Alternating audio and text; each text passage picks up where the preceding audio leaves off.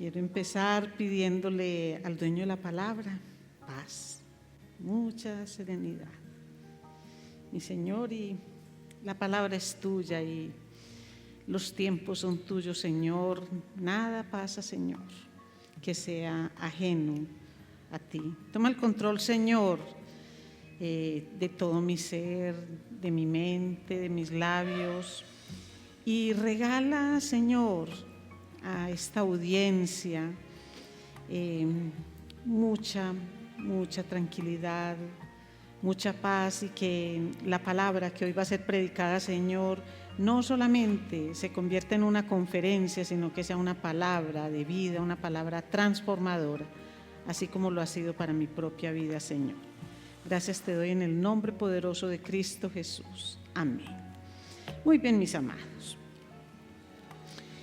Estamos viendo la carta. ¿Quién me recuerda? A ver, ¿cuál es la que venimos estudiando últimamente? Colosenses. Muy bien, Colosenses.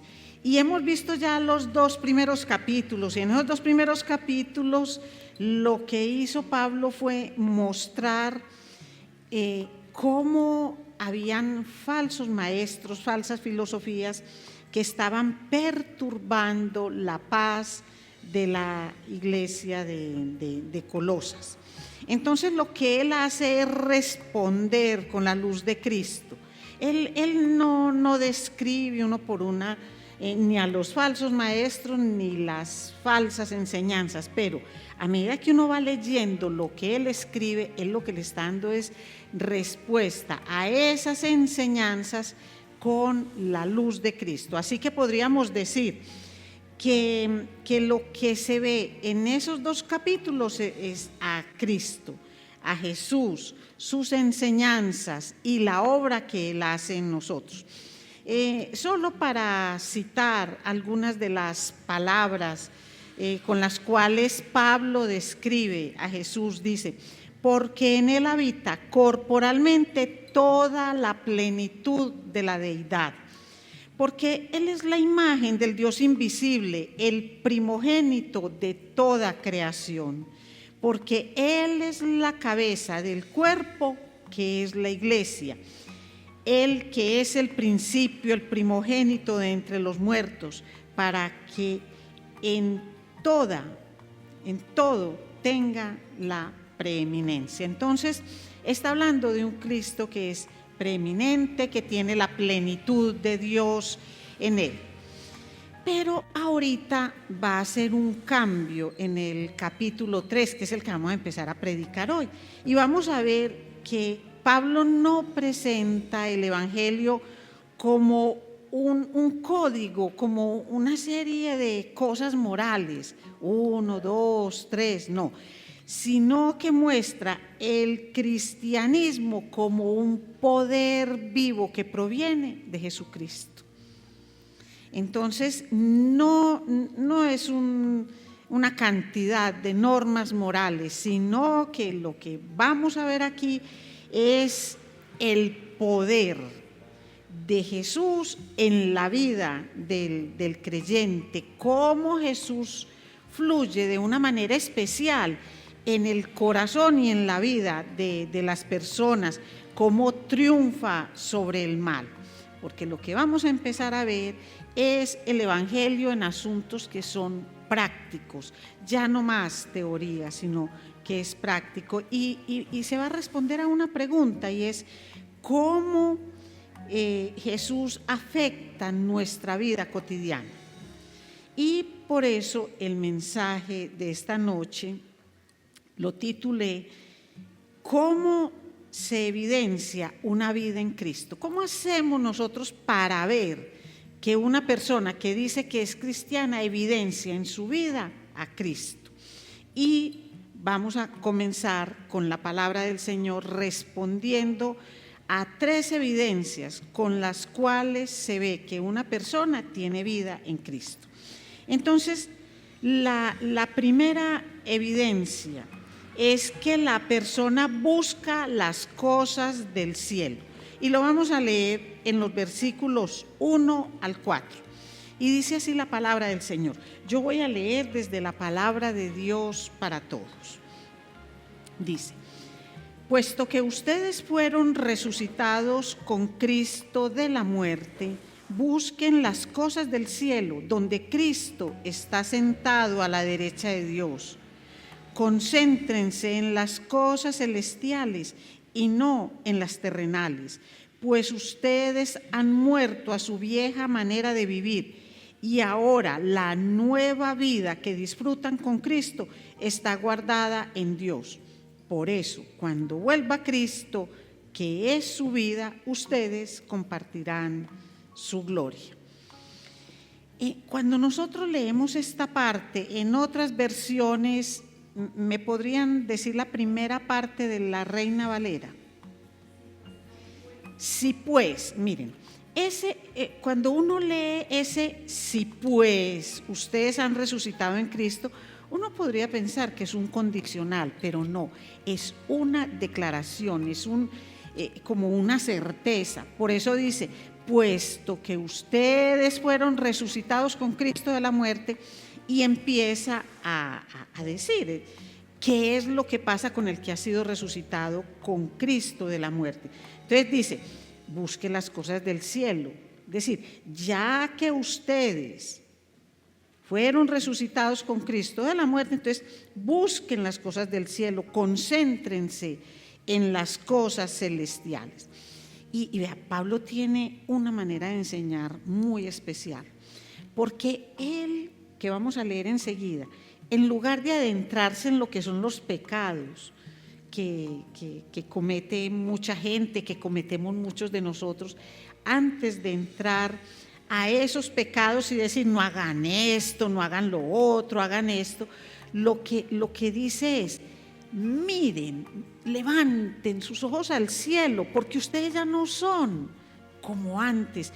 Si ustedes han muerto con Cristo y han sido resucitados con Él y en Él, entonces ustedes ya no pueden mirar las cosas de este mundo como quienes no han recibido a Cristo. Así que miren hacia arriba. Así que cualquier cosa que ustedes vayan a hacer, no lo pueden hacer como una persona que no tiene a Cristo en su corazón. Esa es la declaración con la cual él parte. Entonces les dice: no van a utilizar armas humanas, porque esas armas humanas van a ser insuficientes contra lo que van a tener que luchar. Miren hacia arriba. ¿Y a quién van a mirar arriba? A Cristo. Y dice que está sentado a la diestra de Dios. Ahora, ese sentarse de Cristo a la diestra de Dios, no vayan a imaginar una imagen donde hay un Cristo sentado quieto. No. Es una forma de mostrar que comparte autoridad con Él, que comparte la misma autoridad. Jesús es Dios.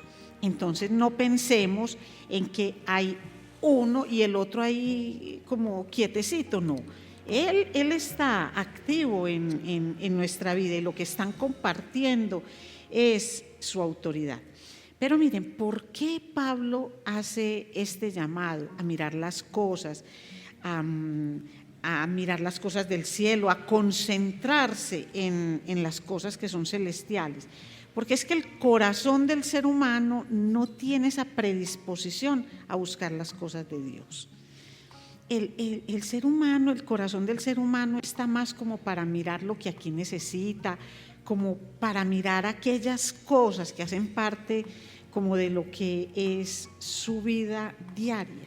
Entonces, él lo que dice es: pues si ustedes son diferentes, como efectivamente lo son, piensen diferente, actúen diferente, lo cual tampoco significa que se vuelvan místicos ni ascéticos. Recuerdan que en la vez pasada vimos tres grandes como falsas doctrinas que estaban afectando esa manera de vivir en paz, de vivir ese cristianismo en paz por parte de los colosenses, y era el legalismo, el misticismo y el ascetismo. Entonces, no se trata de mirar las cosas del cielo y no pensar en nada de la tierra.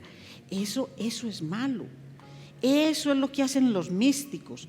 No hay que encerrarse en un sitio especial como donde no me llegue el pecado, porque bien lo decía Pablo también en la palabra y decía, no, es que quienes hacen tales cosas tienen apariencia de gran espiritualidad, pero esas cosas que hacen no sirven para combatir los pecados que se generan dentro de ellos.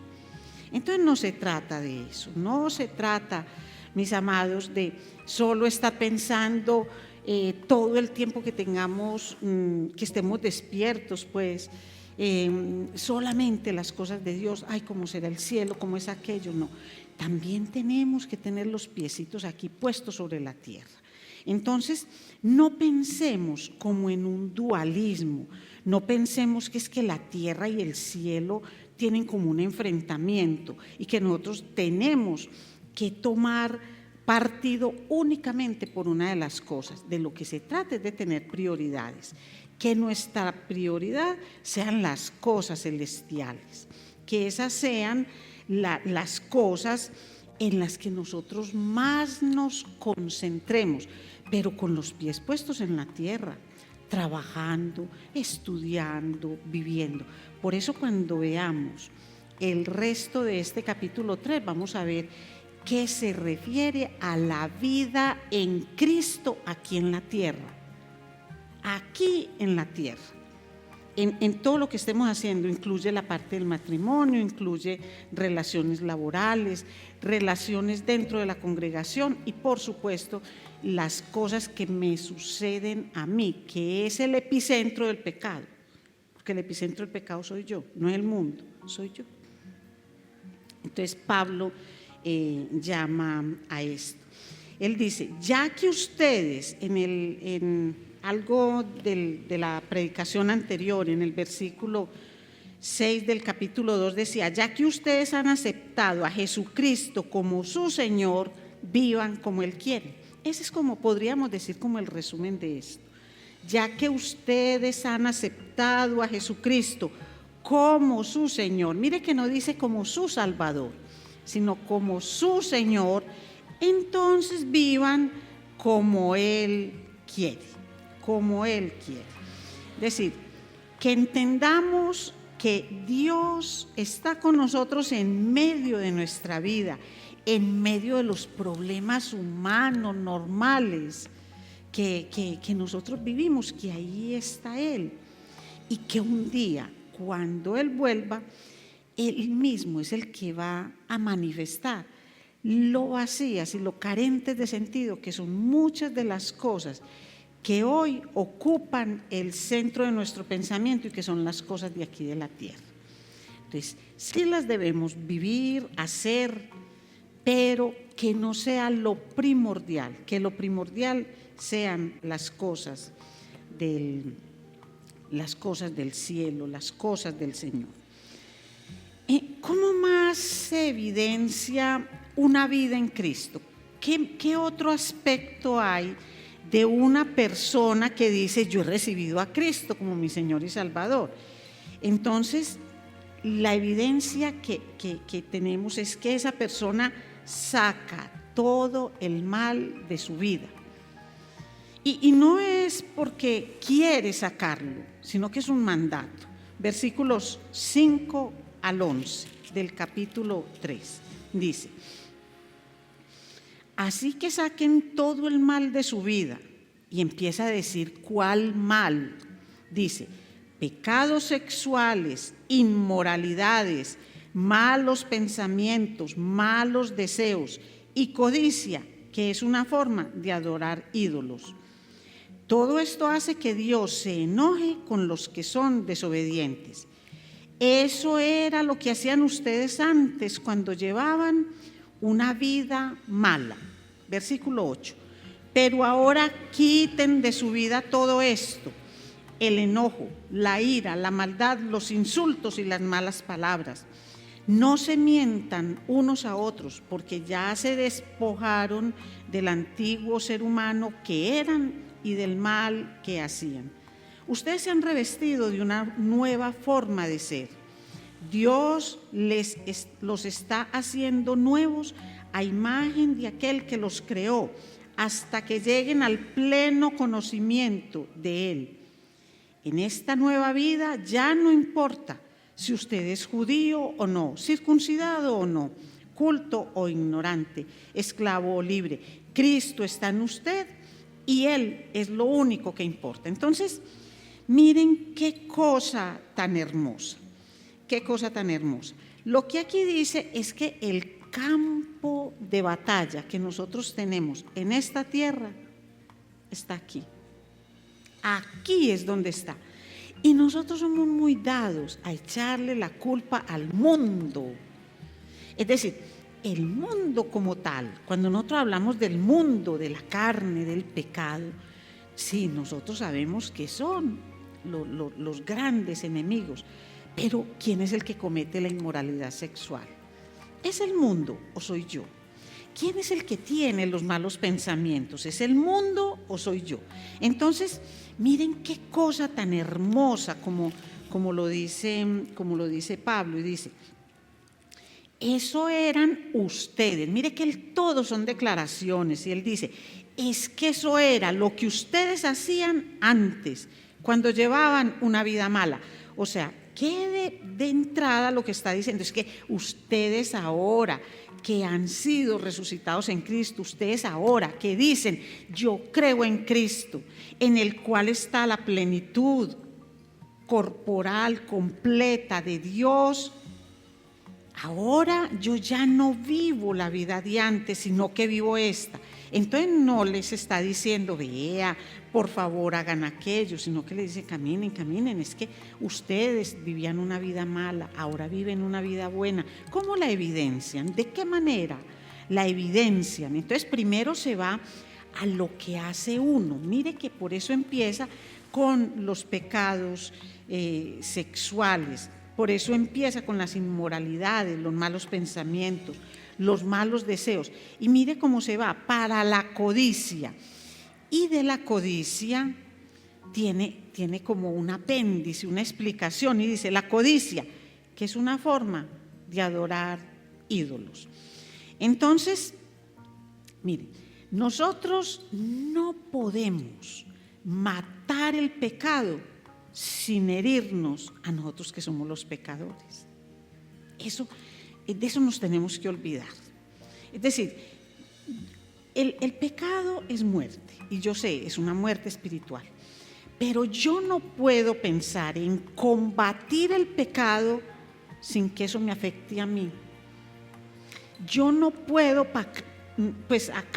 combatir la inmoralidad sexual sin reconocerme inmoral sexual en alguna manifestación y morir a eso. Debo morir. Si yo no muero a eso, si yo solamente digo, no, es que me arrepiento, sigo haciendo lo mismo. Debo morir a eso. Entonces, eso es una lucha. La verdad es que cuando yo voy en una lucha contra el pecado, es una lucha que empieza en mi interior. Eso va conmigo. Pero Pablo no se queda ahí. Pablo sale de aquello que tiene que ver conmigo, entonces se va a una parte más comunitaria, y por eso dice que hay una serie de pecados que afectan la relación con otros cristianos. Miren, esto nos debe quedar muy claro. Pablo está escribiendo a una iglesia que cree en Cristo, que murió con Cristo y fue resucitada en Cristo, que reconoce que Cristo es más que suficiente, que reconoce la plenitud y la deidad de Cristo. Le está escribiendo a creyentes, nos está hablando a nosotros hoy. Entonces, habla de un segundo grupo de pecados que tiene que ver con esa relación entre nosotros, y dice, pero ahora quiten de su vida todo esto. 2 puntos. El enojo, la ira, la maldad, los insultos y las malas palabras. Y tiene un apéndice, no se mientan unos a otros. Y vean, De todo lo anterior, eso se explica por sí mismo, es decir, entre nosotros que haya respeto, que hayan esas formas bonitas de tratarnos, de vivir en la fe y todo esto. Pero cuando dice no se mientan unos a otros, no solamente habla de mentir con palabras, sino con actitudes, es decir, no engañen. Y es que entre nosotros hay una forma, bueno, yo no podría utilizar la palabra curiosa, sino triste, desafortunada para engañar a los demás. Y es que nosotros no queremos que los demás vean esa vulnerabilidad, ese pecado, ese mal que hay en nosotros. Entonces fingimos y mostramos ante los demás, muchas veces con actitudes que nos hacen aparentar ser más espirituales, porque nosotros sentimos vergüenza de admitir un pecado que tenemos. Entonces, como sentimos esa vergüenza y queremos que los demás nos vean, pero súper bien en la palabra, que nosotros no tenemos tentaciones, yo estoy súper bien, yo siempre estoy orando, y entonces con todas mis actitudes demuestro que no tengo ni una tentación, que no tengo ni un mal pensamiento, que no tengo nada en mi interior que confronte a Dios y a su palabra. Eso es mentirle a los otros, porque nos hace ver con una apariencia de santidad tan grande que desanima al que está en tentación, porque nadie quiere estar por debajo de otro, sobre todo en la congregación, y ni se diga pues con los que son incrédulos, pero así dentro de la congregación, no, yo no quiero que se vea, yo no me voy a quedar atrás, yo tengo que ser el que más. Entonces aquí lo que hace Pablo es mostrar que el evangelio es un poder transformador. No lo podemos hacer con un curso que hagamos. Yo no puedo hacer simplemente un cursillo de santidad y ya, con eso puede salir santo, porque esa capacidad no la tiene el ser humano. Lo que el ser humano hace es, con humildad y reconociendo que pecó, arrepintiéndose por su pecado, recibir el poder de Dios para salirse de esa tentación, para salirse de ese pecado, porque el poder está en él. Y ¿saben algo? Eso es lo que Dios ofrece. A veces los ofrecimientos de Dios, de esto de una sociedad con justicia y paz, donde ya no hay ni griego ni judío, donde no importa si la persona está circuncidada o no, si es bárbaro, es cita, libre o es un siervo, es decir, donde cuando uno lee el evangelio uno ve que eso rompe con todos los esquemas que intentan ponerle como un tope a la persona, esquemas sociales, esquemas económicos, esquemas geográficos, que porque este nació aquí, el otro nació allá. Entonces uno puede pensar, pero es que eso es una situación utópica, muy parecida a lo que ofrecen los políticos, con una gran diferencia, y es que los políticos no cumplen, ni tienen la capacidad, ni eso está en su corazón, pero Dios sí, por eso dio la vida por nosotros, porque Él lo que busca es una sociedad justa y en paz, y Él sabe que aquí, como no vivimos solos y aún entre nosotros nos hacemos daño, entonces cuando estemos con Él en su presencia, sí vamos a ver lo que eso significa, sí vamos a ver lo que significa esa sociedad con justicia y esa sociedad donde todas estas barreras sociales, económicas y geográficas se derrumban. Un tercer aspecto en el cual vemos la evidencia de una persona que tiene su vida en Cristo es que la persona se viste con las virtudes que otorga el nuevo nacimiento. Virtudes que otorga el nuevo nacimiento, se ven en la persona. Y ese está del versículo 12 al 17. Y dice así la palabra del Señor. A ustedes Dios los amó y los eligió para que sean su pueblo santo. Por eso vivan siempre con compasión, bondad, humildad, gentileza y paciencia. No se enojen unos con otros, más bien perdónense unos a otros. Cuando alguien haga algo malo, perdónenlo, así como también el Señor los perdonó a ustedes. Pero lo más importante de todo es que se amen unos a otros, porque el amor es lo que los mantiene perfectamente unidos. Permitan que la paz de Cristo controle siempre su manera de pensar, pues Cristo los ha llamado a formar un solo cuerpo para que haya paz, y den gracias a Dios siempre. Permitan que el mensaje de Cristo viva plenamente entre ustedes. Enséñense y aconséjense unos a otros con toda la sabiduría que Dios les da. Canten salmos y canciones espirituales con el corazón lleno de agradecimiento a Dios. Siempre dediquen al Señor Jesús todo lo que digan y todo lo que hagan, dando gracias a Dios Padre a través de Jesús. Muy bien. Entonces, ¿dónde inicia todo esto? Mire que no inicia en nosotros, mis amados. Nosotros nos vestimos con las virtudes del nuevo nacimiento porque Dios nos amó y eligió para que seamos su pueblo santo.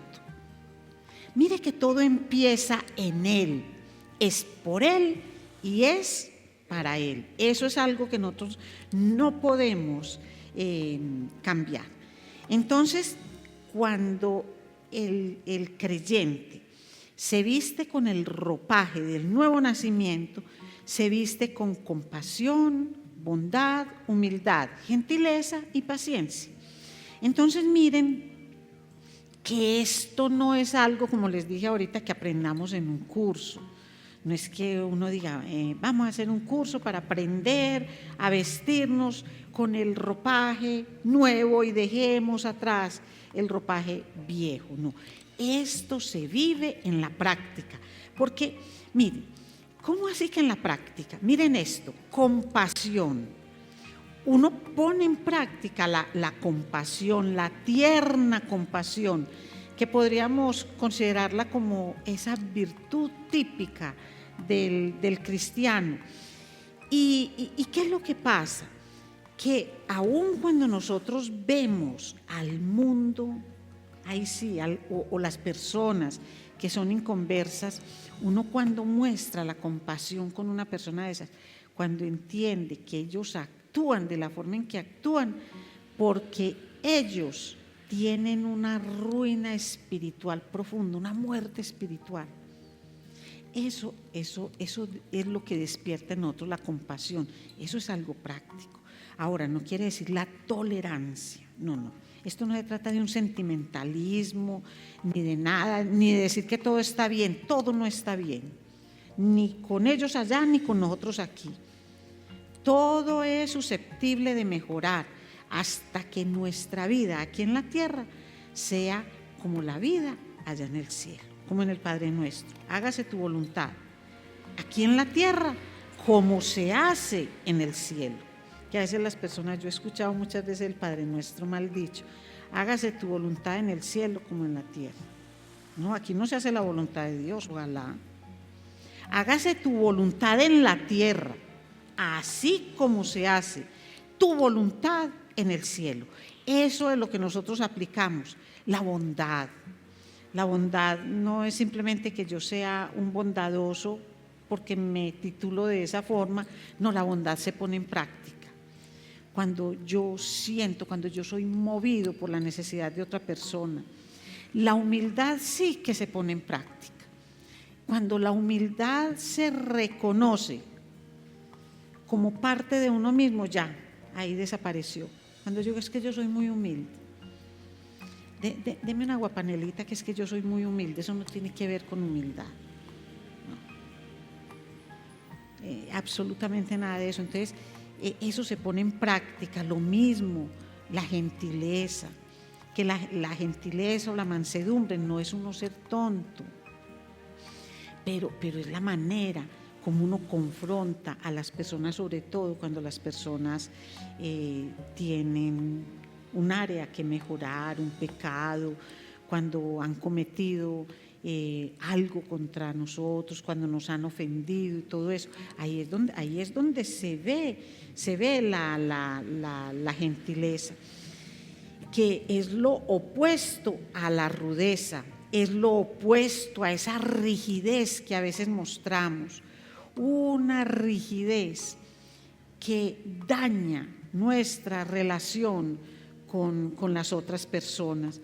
Porque miren, una persona que sea gentil con nosotros ante nuestras situaciones y todo, es mucho más fácil que yo me acerque a la persona, que le comparta, que escuche a la persona, que reciba una exhortación, una enseñanza de esa persona. Pero una persona rígida, que parece que nada ni nadie le puede entrar y que a todo responde con palabras duras, yo no me le acerco, no quiero acercarme, porque a ninguno de nosotros nos gusta sufrir. Entonces, mire qué bonito eso, como una persona que dice, yo tengo a Cristo en mi corazón, Él es el Señor de mi vida, entonces usa un ropaje que viene con el nuevo nacimiento, que es el ropaje de Cristo: compasión, bondad, humildad, gentileza, paciencia. Eso es. Y esa paciencia es la que nos ayuda a no irritarnos. No quiere decir que uno no ve las cosas, pero es a que eso no le robe a uno la paz. ¿Y saben cómo hace uno para desarrollar esas virtudes? Con tolerancia y perdón. Pero cuando se habla de tolerancia es no que yo acepte el pecado del otro como algo normal, como algo digno de imitar, no, sino que no exploto, sino que pienso que así como yo fui perdonada por el Señor, de la misma manera yo debo perdonar. ¿Ustedes se imaginan al Señor explotando cada que nosotros pecamos? Si eso es seguido en nosotros, a pesar de declararlo como el Señor de nuestra vida. Entonces, ¿qué debemos nosotros hacer? Tener como ese, digamos, tiempo, como ese momento de reflexionar para poder llegar al perdón. Por eso él dice, soportándoos unos a otros y perdonándoos unos a otros, si alguno tuviere queja contra otro. Es decir, sopórtense y perdónense si es que tienen queja del uno con el otro. ¿De qué forma lo hacemos? De la manera en que Cristo los perdonó, así también háganlo ustedes. Entonces, el ejemplo es Él. ¿Y saben algo? Eso no se puede hacer sin el amor. El amor es de ese tipo de sentimientos más manoseados. Pero es que en la Biblia el amor no es un sentimiento, el amor es un acto, es algo que yo hago. Y es el origen de absolutamente todo. Amor fue lo que hizo Cristo en la cruz. ¿Ustedes se imaginan donde hubiera dicho simplemente los quiero mucho y ya? No, es que de tal manera amó que dio su vida. Entonces el amor es un acto. El amor no es yo decir es que te quiero mucho. Ay, eso es tan fácil de decir. Pero demostrarlo implica cosas. Y demostrarlo implica sacrificio. El amor es sacrificial, mis amados. Es sacrificial. Miren ustedes que el amor no es solamente algo así espontáneo y de lo que me sobra, no. El amor es sacrificial porque implica darnos al otro a pesar de no recibir aquello que quisiéramos recibir. Pero mire, cuando habla de esta parte comunitaria, ¿cómo tener paz en el corazón cuando en la iglesia, que es el grupo de personas que creemos en el Señor, hay amargura, hay acusaciones, hay agravios y hay desacuerdos? ¿Cómo puede tener paz una persona en el corazón? Y esa era la parte que yo me preguntaba hoy, porque muchas cosas que pasaron pues atentaron contra la paz, pero en la tarde lo que sucedió, eso va derecho al corazón y viene de personas que aman al Señor y que llevan toda una vida de trayectoria. Entonces, la respuesta llegó de una forma muy clara. Yo solo puedo tener paz en mi corazón cuando sufro agravios, acusaciones, cuando hay desacuerdos, cuando recuerdo, acepto en mi vida que esa paz solo proviene de Dios y que la paz de Dios para con el hombre pecador, la paz de un Dios que es santo, santo, santo, para con un hombre pecador que le hizo agravios, que lo ofendió, que lo acusaba, que tenía siempre desacuerdos con él, se hizo a través de Cristo en la cruz. Esa es la reconciliación realizada por Dios conmigo a través de Cristo. Cuando yo tengo eso así, entonces pasé, me tomé un tinto doble, no sé si voy a poder dormir, y dije: Señor, aquí estoy, y esto es parte de la vida ministerial y es parte de todo esto, Señor. Es de esa manera que lo hacemos. Entonces, ¿qué tenemos que hacer para eso? Siempre recalcar una y otra vez la palabra del Señor. El pleno conocimiento de Cristo no viene a través de cánticos con mucha emoción. El conocimiento, y lo dice el mismo Pablo en toda la carta, es la cercanía con la palabra del Señor la que nos permite conocer el carácter del Señor. Él es el que entra realmente en nuestra vida. Él es el que permite que Cristo esté en nosotros. Es el que permite que la presencia de Cristo esté en nosotros, la palabra de Dios. No son experiencias místicas, no es el cumplimiento de leyes ni nada de eso. Es la enseñanza bíblica, una enseñanza como Dios así lo ha mandado. Eso es lo que nos permite a nosotros conocerlo a Él y tener esta plena certeza. Yo les pido, mis amados, que terminemos esta enseñanza orando, usando como oración los dos últimos versículos que he citado esta noche, que es inclusive los últimos tres del 14, del versículo 14 al versículo 17, y lo vamos a hacer ustedes con los ojitos cerrados, y yo lo voy a leer como una oración de cierre, para que sea la palabra del Señor la que nos quede, para que entendamos los elementos que hay ahí de lo que es la verdadera adoración, para que entendamos que esto tiene mucho más que algo intelectual o algo de sentimiento, que esto no es una teoría, que no es un detalle como lo ve uno en un catálogo acerca de las cosas que hay que hacer, sino que es que todas nuestras acciones, nuestras palabras, nuestros pensamientos, absolutamente todo lo que constituye nuestra vida diaria debe hacerse no solamente como un honor al Señor, sino que parte de Él, porque es por Él y es para Él. Eso todo hace parte de lo que se llama la verdadera adoración espiritual.